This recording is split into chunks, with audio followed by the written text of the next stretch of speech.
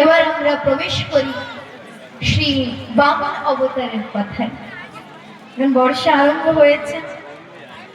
আজ সমীপে বলি আগামী দিন বিস্তারে আপনাদেরকে প্রস্তুত করবো বামন চরিত্র। চলবে চলবে? আমরা এই তো বলবো না দেবী যে অর্ধেক বলেছেন। এখন দেখেন আমাকে ভগবান ইন্দ্রদেবী আর মানছেন না। তাই আসুন সকলেই ভগবানের 15 অবতার শ্রী বামন অবতারের দিব্যময়ী কথায় প্রবেশ। প্রহ্লাদের বিবাহ হয়েছিলেন ধৃতির সঙ্গে,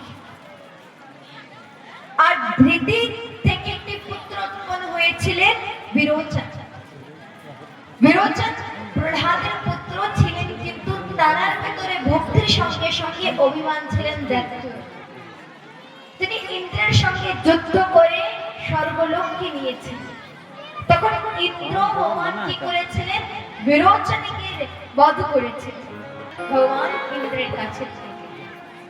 আর স্বর্গলোককে যখন নিয়েছিলেন তখন দেবতারা স্তুতি করেছেন ভগবানের যে হে প্রভু, আপনি এই অসুরদের পরের থেকে আমাদেরকে রক্ষা করেন।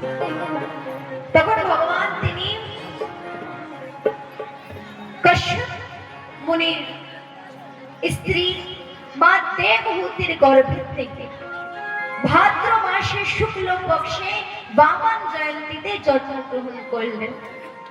আর জন্মগ্রহণ করে আজ কোথায় যাচ্ছেন?